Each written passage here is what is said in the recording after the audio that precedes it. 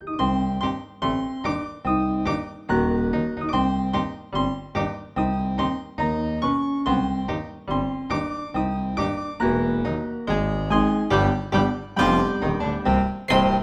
back to Finding Monster Right, the show about finding monsters, right? Right. We find monsters in all corners of comedy and America and other countries, such as Le Français. Le France. I'm Adam. I'm Ali. I should change that. I'm Le Adam. Je m'appelle Ali. The Ali. The only one. The wonderful thing about Ali's is that I'm the only one. It's a very... Suck it, Beardsley. Sorry. Literally pardon my French because I do not know any French, and I was recalling earlier that your Kraken episode definitely put me to shame. But as we talk about this French monster, I hope that my terms are conditional. Le Mar. I'm pretty sure that's how you say the C in French. I don't know French either. I just like hearing me say it. Speaking of French. Sacre Bleu, Scooby-Doo. The mystery of the Beast of Gevaudan. Yes, so we're getting into this kind of this creature of sorts, this fable. No, it actually happened. Yes, this true crime, real, sexy, murder, podcast, SEO, black table, stool, chair. The year was 1764.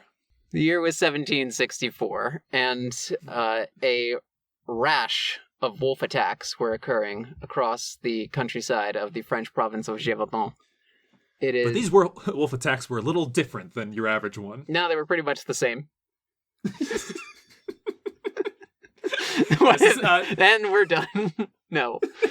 The Beast of Gevaudan is a cryptid of sorts. Right? You could define it as that. Yes, it's certainly popular in cryptozoological circles.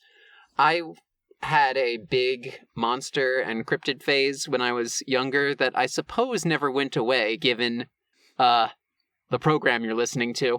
But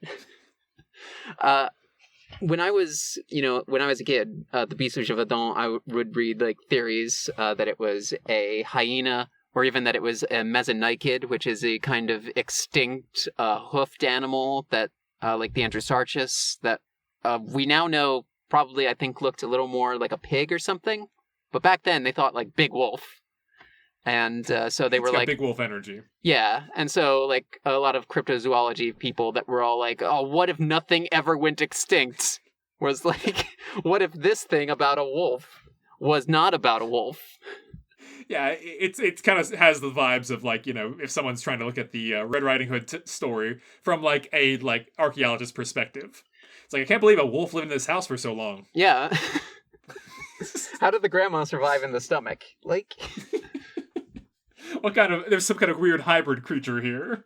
So, according to a 1987 study, there were an estimate of 610 attacks, resulting in 500 deaths and 49 injuries.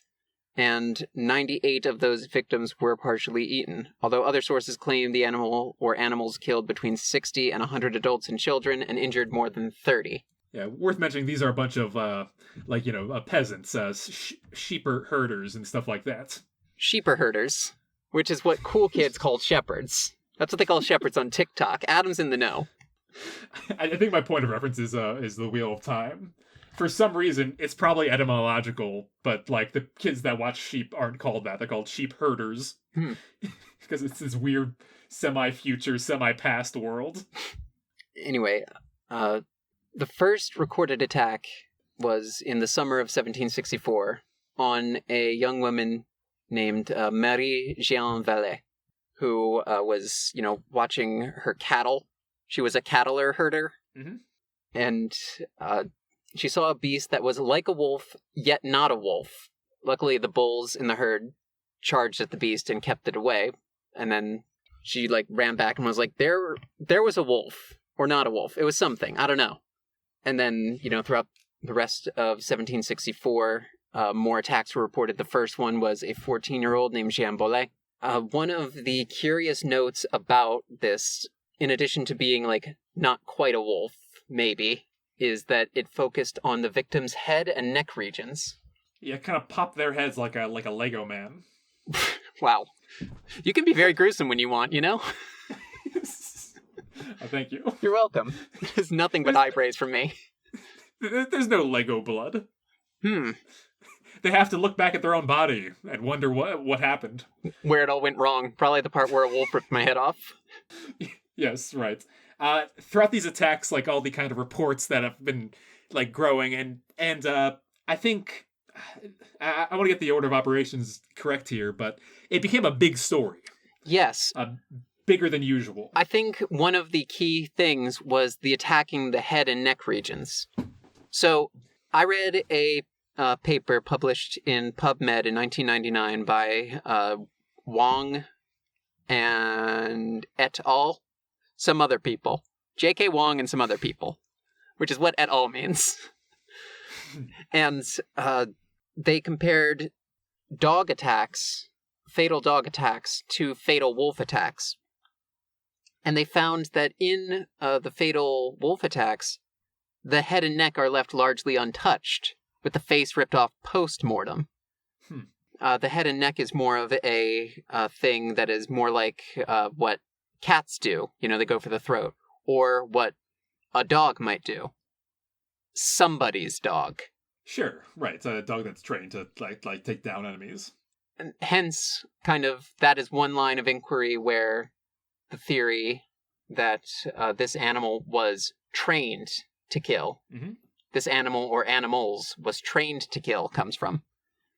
Another theory is that it was a hyena because it tears off, heads, and it, eats people. It goes for bones a lot. But how did a hyena get to France, you may ask? Well, the explanation I've saw on like all the videos I watched in prep for this was, it's like, well, there were rich people back then too. The class divide was the same. It was Harley Quinn. And yes, they had menageries. A bunch of rich people in their own house had a zoo of just crazy ass animals that they from around the world. Sounds right. Well, well, go ahead. And hyenas were popular, and another theory is that it might be a wolf. No, I'm sorry. Yes, that's a theory. The other theory it might be a lion from one of these menageries. Now, we watched an episode in preparation for this, Animal X Natural Mystery Unit Monster or Murderer, which was a show that came on when I would have been 8 years old, and by God, it is everything about me, that show. It's like, I forgot what a time capsule that was of like 90s through 2000s Animal Planet edginess, but like with a touch of spooky. Like, holy shit, I found me. I found my origin story, and it's this program. Like, the narrator was something else. Bill Kerr is his name. Yeah, the narrator, Bill Kerr, who is either gay or has been in theater long enough that he is gay. It's just like, my darlings, welcome to Animal X Natural Mystery Unit. Today we'll be examining the French Terror.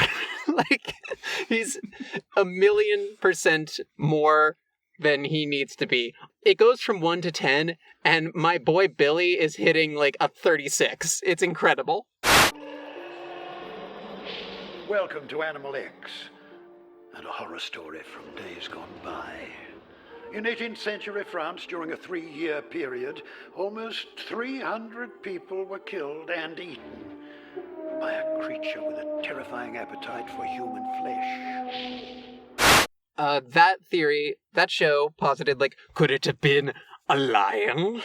Well, yes, it was true that during this period of time, the nobles were importing lions and cheetahs and other exotic beasts from Asia and Africa. But there are no records of such escapes, leaving us with 2 possible suspects, the wolf and the hyena. Let's start with the hyena. Now, hyenas are, of course, not native to Europe, but perhaps, maybe, they were imported by nobles from a menagerie. And it's like, didn't you just... Like, you can watch the show on YouTube. It's on YouTube. It's like a 20-year-old show at this point. Oh, yeah. I did look it up. Apparently, Will Kerr is no longer with us, which I was also disappointed to see that. His days, we were about 8 years too late. Tragic. I would have moved heaven and earth to get him on this program. Well, he would have been like 105 or so, I believe. Doesn't matter. There are stranger things in heaven and earth, and you're about to see one of them. What, do you want to hit your Bill Kerr impression? Sure. Let's see. My darlings, the world is not what it once was. The wolves are back, and they're coming for me. Look out, Dad and Natalie. Such a beautiful country. Such a dark past. The Animal X Natural Mystery Unit is in France to explore a 250-year-old mystery. Such a beautiful country. Such a dark past. Dan and Natalie are on their way to the southern part of the country, the Gevaudan region. Beast territory.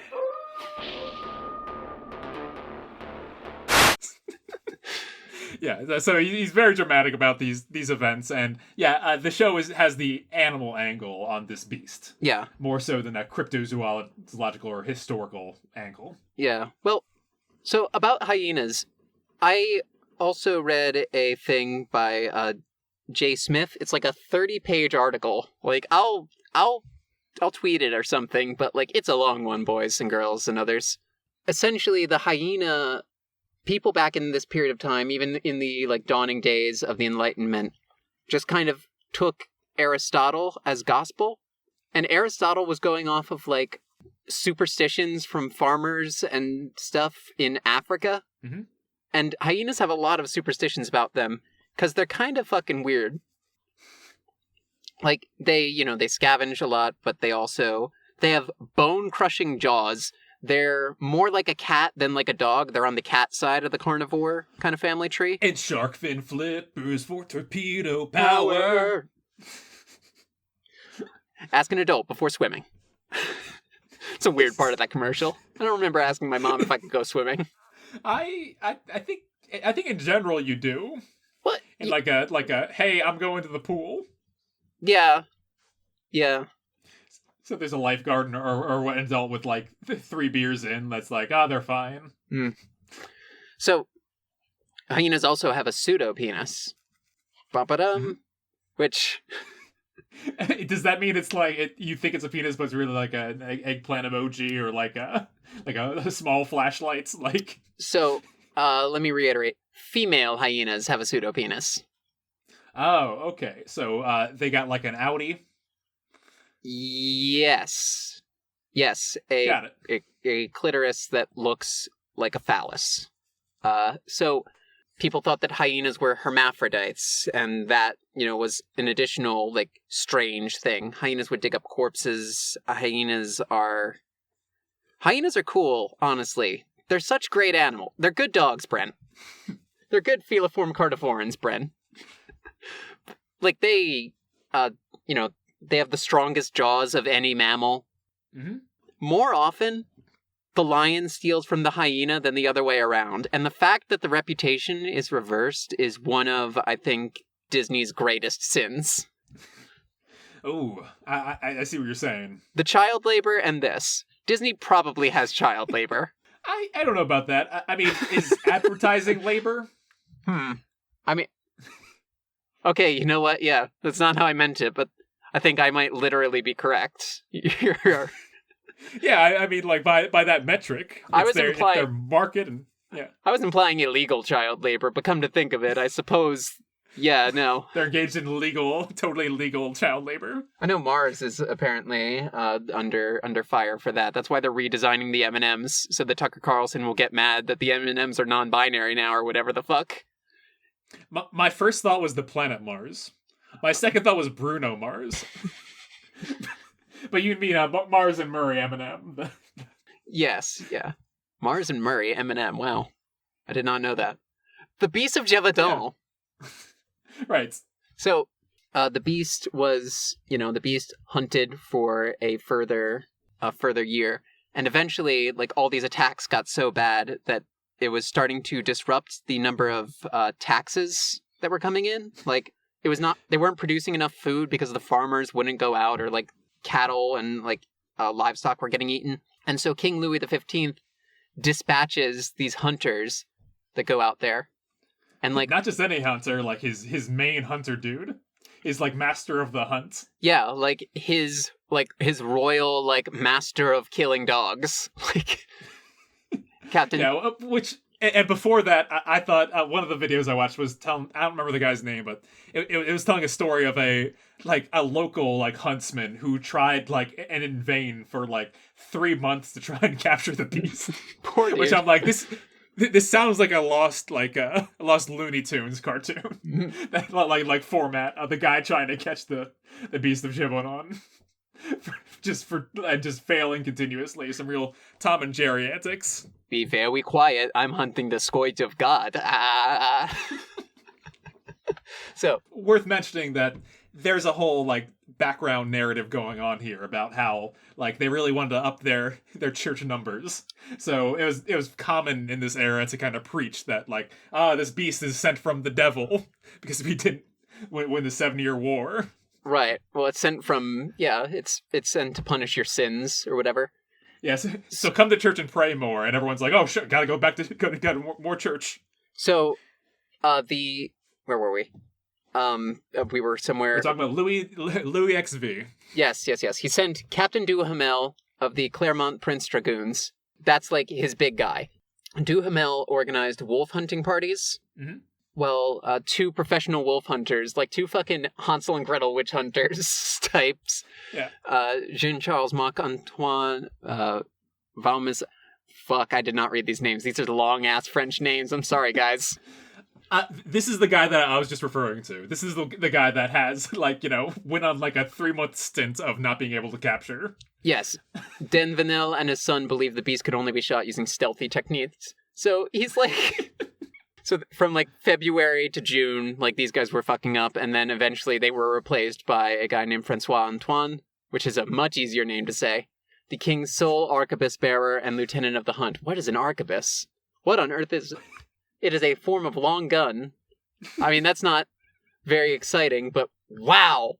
Yeah, well... The king's sole arquebus bearer. Fuck me, take me to church. Yeah, once Jesse and James fucked up enough, he's like, I'm sending the professionals. Antoine killed a large gray wolf, measuring 31 inches high, 5 feet 7 inches long, and weighing about 130 pounds. He had it stuffed and taken to Versailles, and, he made enough money to retire. Mm-hmm. Yeah, and everyone's like, and the king was very much like, yes, okay. He's like the mayor in Jaws. Yeah. Like, good, the shark's dead. Yes, oh my god, it's the yeah, they found a Louisiana license plate inside the wolf, which was weird because Louisiana had just been sold. Or no, this was like 10 years before the Revolution. What am I talking about? It's also 10 years before the French Revolution. Ish. You know what I mean? Right. And hence why Louis is doing putting an elaborate bounty out on the head of a local beast. Yeah, this is an easy way to seem hip to the kids, and by the kids I mean the peasantry of France, who would eventually get together in a tennis court and eventually challenge Louis XV in a game of basketball for the throne. I believe that's what the French Revolution was about, and that's why we're celebrating this hard. Yeah. So. On September 20th or 21st, he kills the wolf, he takes it to Versailles, and then on December 2nd, 2 boys aged 6 and 12 are attacked. God damn it. Fuck. Tits. Beans.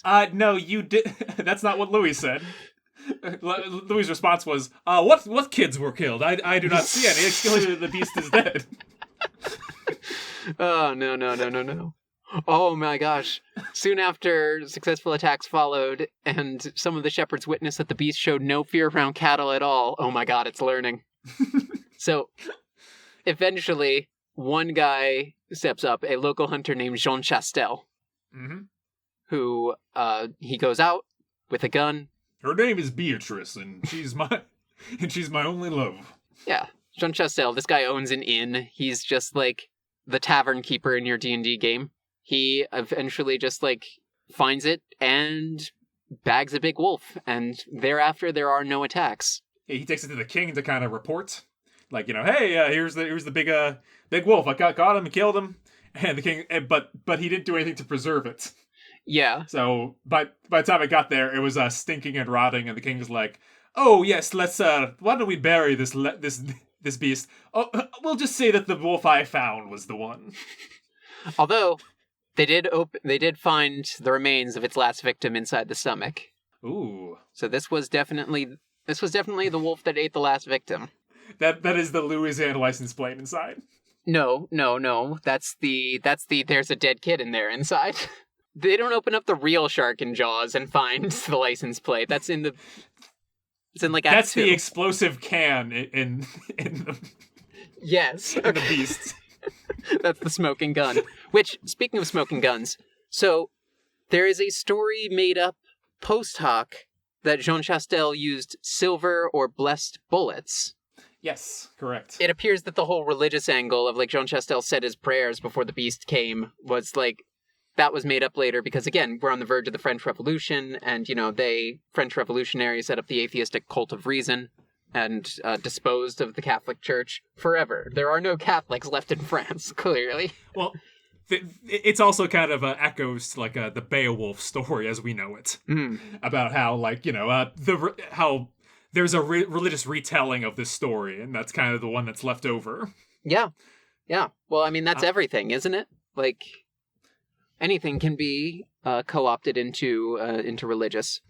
Now, a couple details I wanted to point out here throughout our story. Number one, Marie-Jeanne Vallée, the first victim, she apparently fought off the wolf with a lance that she just had. She just had a lance. There were wolf attacks going around, and she had a lance and just, like, poked it in the chest until it ran away. I've heard one legend that it, like, actually grabbed its chest as if it were some kind of werewolf. Yeah, right. Which is a pretty... it sounds a little uncanny, but back then everyone was walking around with a lance. Yeah, hey, wear your fucking masks. A lance is just PPE for wolves.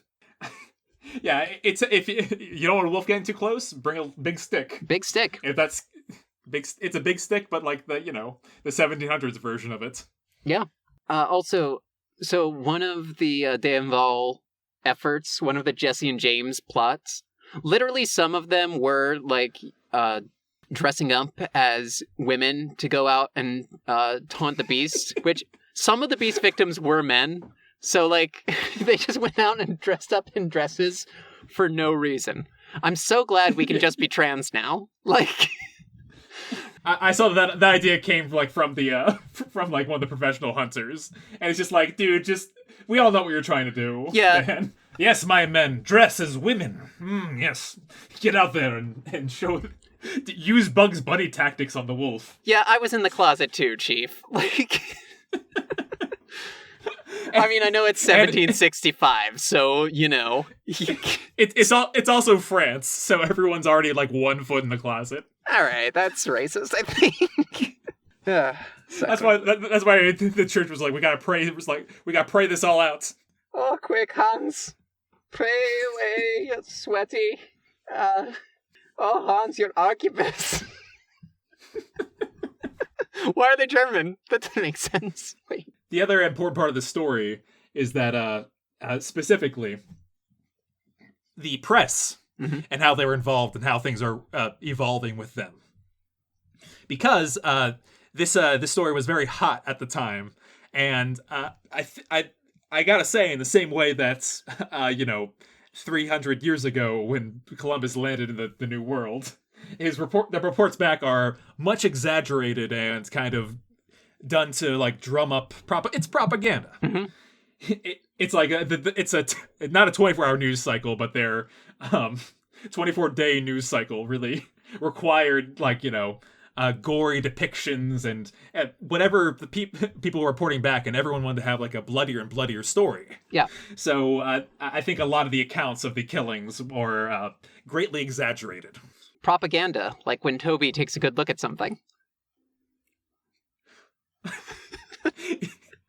Or I guess when Jackson takes a good look at something too. I don't know. I don't think anybody... Does anybody use gander to, like, describe looking at something? I don't think that's a thing in any dialect of English nowadays, come to think of it. I like the phrase propaganda.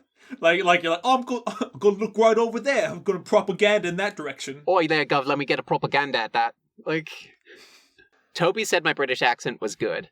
I think he was being nice. TBQH.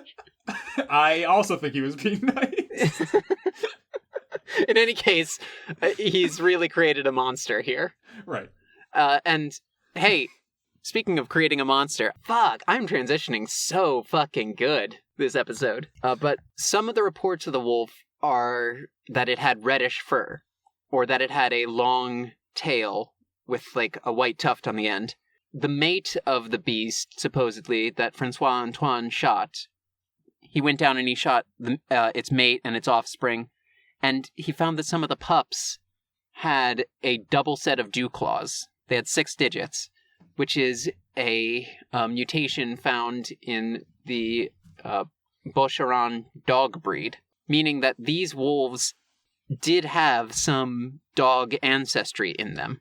Now that makes sense that, like, that's why it went for the head and the neck more so than a wolf typically would, because think about, like, a wolf, think about what they hunt, like an elk, right? A bison. These are animals that you can't really kill by biting through the neck. Think about, like, a dog. Right. A dog recognizes your face. A dog recognizes your neck. A dog focuses on your face because a dog its brain is mutated by genetics to love you. And so it focuses on the face like how a person focuses on the face. Mm-hmm. When that trust is subverted, then your neck becomes kibble. Right. And that sounds like another clue.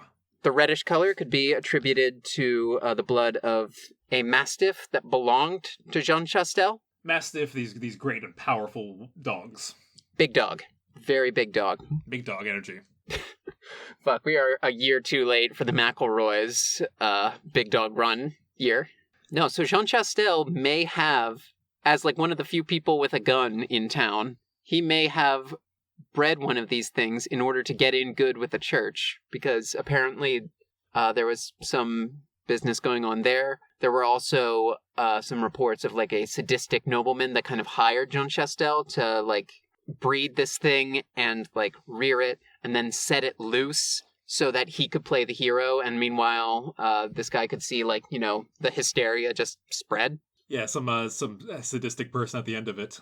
There's the notion that it may have worn like tanned hide of a boar, right, which would account for the reddish color and also resistance to bullets. Yes, some accounts have it being bulletproof, so I guess having a boar hide would be accomplish that. And furthermore, there's the fact that some of these attacks took place on the same day, 20 miles apart, which would be impossible. Oh, so what you're saying is that unless it was transported. It could have been or transported, as the non-French say. It could have been teleported. It could have been more than one animal. But in any case, I think 30 minutes into the episode, it's time to bring in our secondary conceit for the episode, and that is, to solve a dog mystery, you need a dog detective agency kind of thing. But not that formal, like a gang or an Inc. maybe. Yeah, we need some gang members in here, stat. What's new, Scooby-Doo? The trail is back to you. We're gonna solve that mystery. You know, that was also my go-to song in my brain for like what Scooby-Doo song I'm gonna break out to. Well, yeah, that's from What's New, Scooby-Doo from 2002 to 2006. That was on after Animal X Natural Mystery Unit for me. Yeah, perfect. So it's about the same level of skepticism. We got Fred, Daphne, Velma, Shaggy, and Scooby have arrived. Real quick, which one are you? Like, really? You think you're Shaggy? I don't know. Shaggy's the one that, like, I know he likes it a big, like, gross dog, and that's not my tactic. I think I do. I think Shaggy's the closest voice I have to do. I'm capable of. I had you pegged for Velma. Velma does get the most shit done. Velma gets the most shit done. She's like the intellectual one of the group. Mm. Does that make me... I think I may also be Velma, TBQH. Like Zoinks, we're both Velma. I can also do a perfect Shaggy. Okay, we're both half Shaggy, half Velma. We are both... We were bred by... Okay. In some kind of... to commit a French countryside crime. I don't think it's a crime to hybridize two people. Like, that's just called what normally happens. So are you Shagma or Vilgi? I'd like to be Velgi, please. Okay, fine. Sure. Shagma. Shagma's a really bad name. If you lean into, like, the whole, like, shaman angle, I think, then it's better. Like, I'm picturing, like, a baboon motif, like a Shakma baboon. But if you go back to the British person thing, it's even worse. I can never go to England, which I guess that's also a problem for Shaggy. That's what Samuel L. Jackson says in the British cuts of films. He calls everyone a Shagma. Mum shagger. I have had it with these mum shagging snakes on this mum shagging plane. By gov. Wait, why do they make British dubs? It's the same language. It's like... You've seen the, like, kind of British countryside people that speak in such a dense language. Mm-hmm. Yeah, no. Yeah, they don't understand American cinema. So, do we think that Shaggy and Scooby and the gang, do we think that they could solve this mystery? There might be an answer within Scooby-Doo lore itself. Oh, wow. I mean, if I were to adapt this story into a Scooby-Doo, like, episode, I think I know who the Beast of Gevaudan would be. Do you think it's Jean Chastel, or do you think it could be like some of these inept hunters from before? Inept hunters is what I had in mind. Yes. Okay. Like, it was one of them, maybe the son or the father, and he pretended to be the monster so that they would keep being paid by the king to catch this monster. Yes, Dragon Slayer. Yeah, because spending 3 months on it, on like a project, that's their one job. They're in town and there's constantly killings, and they have one job. The only explanation is like incompetence or nefariousness. Well, that is one way that I would definitely adapt this to a Scooby-Doo mythos, but there may be a problem if we go with the Mystery Incorporated canon. There's so many canons, it's hard for me to keep straight. So that's not the one that look like Family Guy characters, right? I don't believe it is, no. So, according to that canon, the Anunnaki... Oh, yeah, this is the one where they've got they all have dot eyes. Thank you. Yeah, I think so. But the Anunnaki are a group of Sumerian deities. And in the Scooby-Doo mythos, they really lie into the Zachariah Sitchin kind of... They name-drop Zachariah Sitchin in a Scooby-Doo episode. And, they talk about, like, the planet Nibiru and how its inhabitants are Anunnaki and how every 3,600 years it is supposed to align with Earth in some way that allows the Anunnaki to commune with us. And the Anunnaki have no physical form, so they need to take the forms of animals, and their descendants, Adam, can talk. Which is why Scooby-Doo can talk. Yes, right. And none of the other animals can. Oh, are you going to connect the dots of talking animals like this and the Beast of Gevaudan? Yes. This information is also, like, given to Scooby-Doo in an information download. Like, Scooby-Doo is just sleeping in the back of a truck, or in the back of the Mystery Machine, that truck, and he wakes up in, like, literally, like, a nightmare room from Twin Peaks, and his girlfriend in the show is this lady from Lady and the Tramp looking dog who's just like, I am taking the form of your girlfriend, dog, to download this information to you. We are the Anunnaki. And they say all this. Then Scooby-Doo wakes up and he says, hello, everyone. Listen, the treasure is cursed. It is evil. We must destroy it. And then, like, it cuts to commercial. Like, they really don't make an attempt to make Scooby-Doo sound like Scooby-Doo, and it's intensely frightening. Like, it's very bad to hear. Yes, I would agree. Besides, Scooby-Doo's regular voice in that program, I think he talks a little too much to begin with. That's a personal take. No, yeah, I'm saying the same thing. Like, he talks way too much. Like, Scooby-Doo should not talk that much.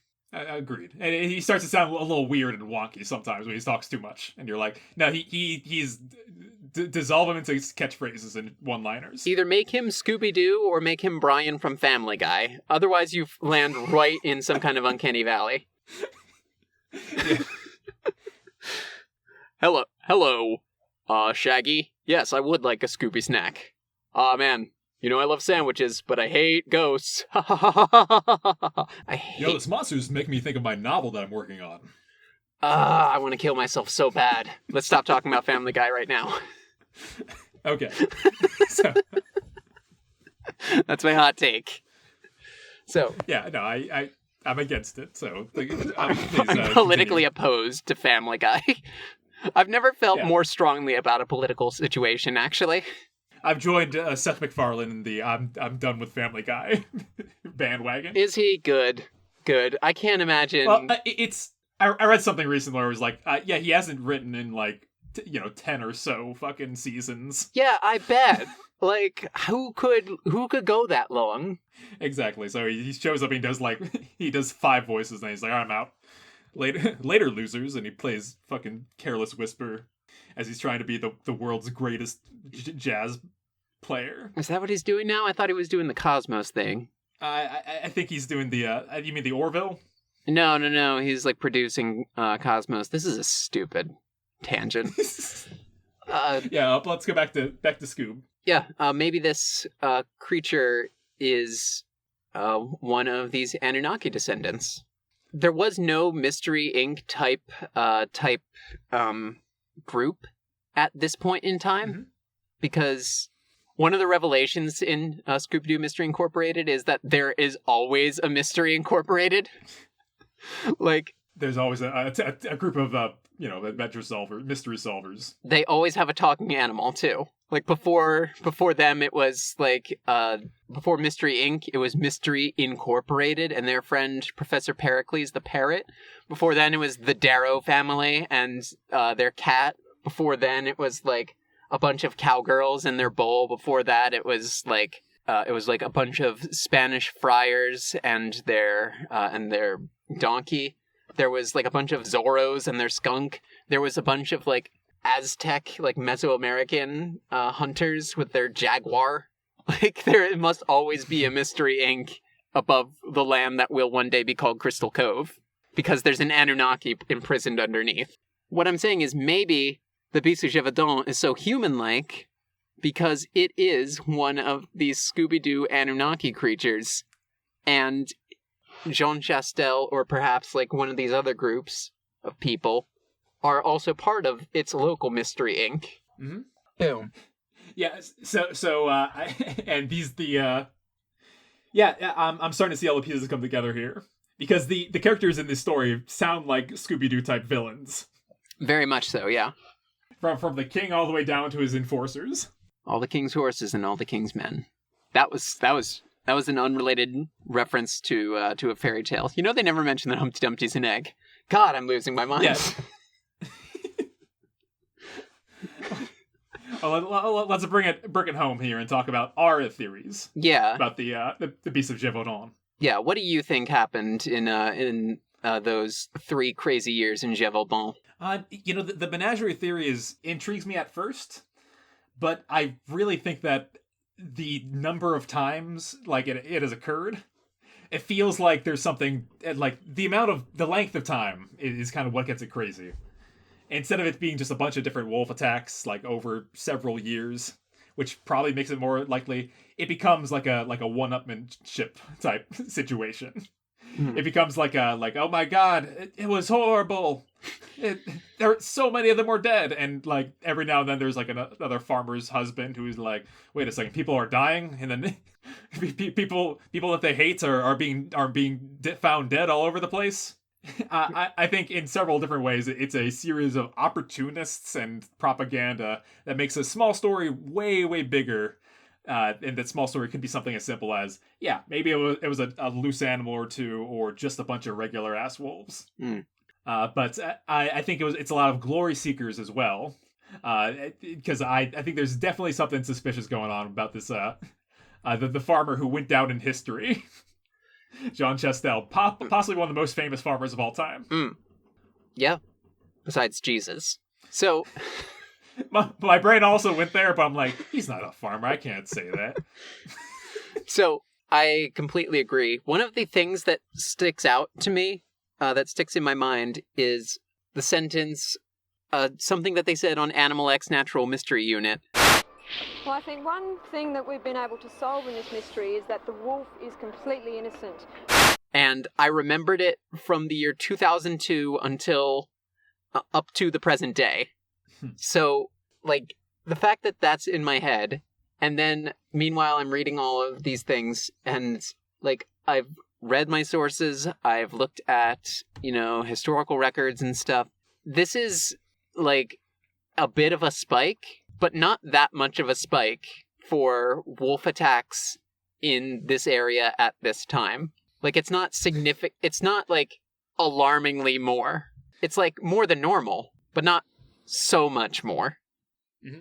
I really think that this crime isn't true at all. I think it is just a bunch of wolves. There were too many wolves that year, and when you kill off some of them, there's more food for the rest, and so they don't have to rely on people anymore. I do think that some of them may have been hybridized with dogs, and then those offspring went kind of feral, which may explain the pattern of some of the attacks where the head and neck are targeted. Sure. But I don't think that you need to go for the whole supervillain angle with Jean Chastel. I also think that maybe Jean Chastel killed, like, one of the last wolves that was responsible for these attacks, and the fact that there were just no more means that, like, this was just, like, the dying breed. This was the Omicron variant of Gevaudan wolves. Do you think people would take the pandemic more seriously if it was wolves? Yes, absolutely. Because they're like, the pandemic's doing so well because it's like very unseen and quieted and all that. And and some people don't have symptoms, and some people have major symptoms. If it turned people's like faces purple, then it wouldn't have spread as far. If it was literally wolves, yeah, I think that'd be ended very early. Yeah, you get a bunch of assholes like coloring their faces purple, going like, "I hate Dr. Fauci coloring my face purple." Yeah, no, I wouldn't even get to the. We would not know who Dr. Fauci was, because they're just like, look, everyone, stop everyone that has a purple face, yeah, unless they are choking. To quote Mitch Hedberg, Dr. Fauci is I mean, I guess he's probably like the arquebus bearer of this story. Yeah, I think so. I mean, in that he is like the right hand of like the government. You know, Fauci like invented immunosuppressive drugs for like the purposes of receiving organ transplants. Smart guy. Fucking. If in this story, like, there was a lot of just people, not everyone was swept up in the story, in the, like, attacks and stuff like that, and there were people that were just like, you're just crying wolf. It's this cool thing this kid did like 5 years ago. Not cool. It was terrible. Yeah, maybe that's evidence against it, because like you can't really drum up fear about a virus or about a storm because it's a naturally occurring thing. Mm-hmm. You can drum up fear about a terrorist attack because that's something a person did. Meanwhile, we're living in an era where, like, thousands of 9/11s have happened because of this coronavirus, but because it's not an anthropogenic virus, or it's not like a weapon, it's not violence, it's just nature, people don't give a shit. If all those people were in a city and like on every television in the world, you could see that city explode, like, then I think it would be a different story. It's the fact that it's so quiet and subtle and like unseen is why it's a trouble. So the thing that that the Beast of Gevaudan left behind, the kind of grizzled bodies and stuff like that, was, I mean, ultimately instrumental in its undoing and its demise. It's just it was more of the it was a similar story of kind of government incompetence that kind of let it continue for so long. Well, I think in this story, it's government incompetence, and certainly in the earlier days of the pandemic, there was incompetence or outright malice on the part of the government. But I also think a lot of it is attributable to individualist failings. If only people went to church more, then the wolf would be gone and the coronavirus would go away. I don't disagree, but I'm more talking about how, like, in this, it like, you know, this deep into the pandemic, it's like there's no relief for, like, some of the most affected parties when it comes to healthcare and teachers and everyone. There's a lot of people that are getting it really rough because of how the government, like, kind of gave up at this stage. Yeah, well, I mean, they were kind of set up for failure by the previous administration, let's be honest. I'm not gonna say that's not true. It was a lot of propaganda. It was a lot of, like, you know, I think propaganda is the common root that we have here. Yes, is that both in that story and in our current days, it can be used as it can be used for good. It can be used for evil. It was a lot of propaganda saying, like, you know, the being safe is gay, basically. That's what it all boils down to, isn't it? That's what this whole culture war boils down to, is like, well, I don't want the virus to think I'm gay. I'm not going to put on a mask. Right.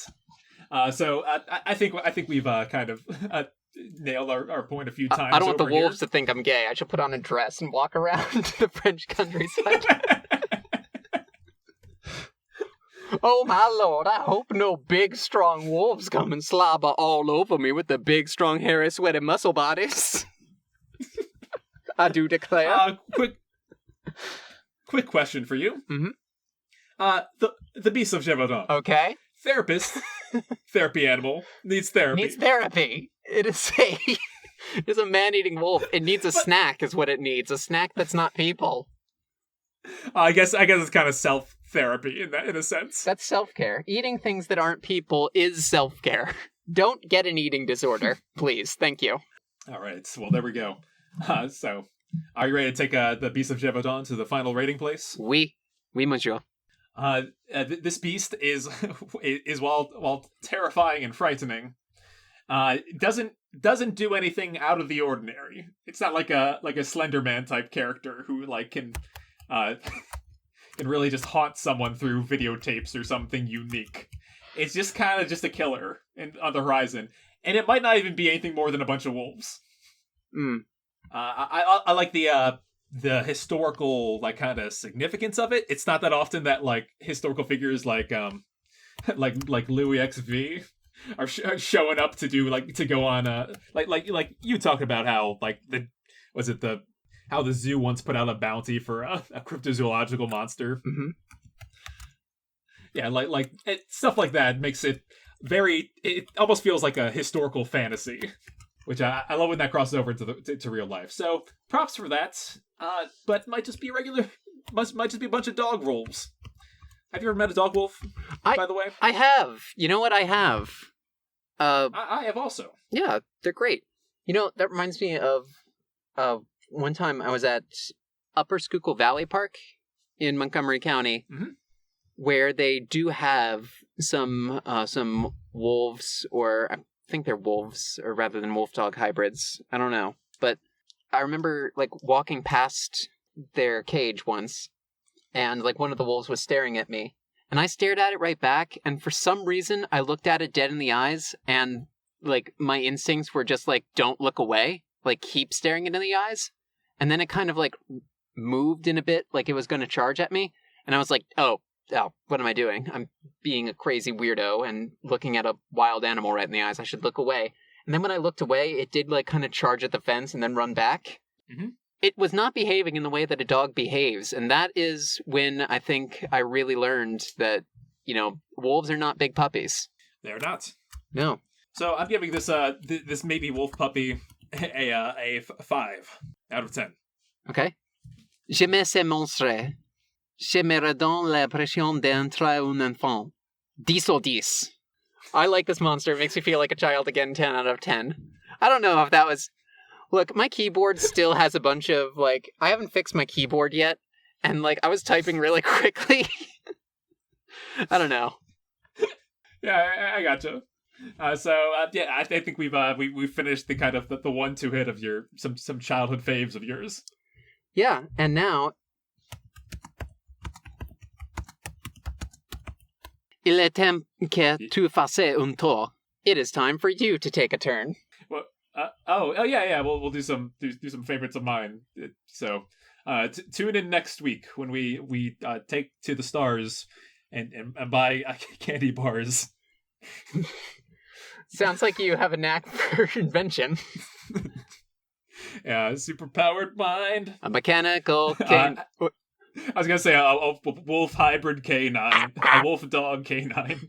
Rap, rap, I'm the scourge of God. Rap. All right, bye everyone. Bye everyone. Hey, there's a song by Powered Wolf called "The Beast of Gevaudan." It's very good. Also, while we're talking French, Marie May. Just throwing that out there. Okay, goodbye.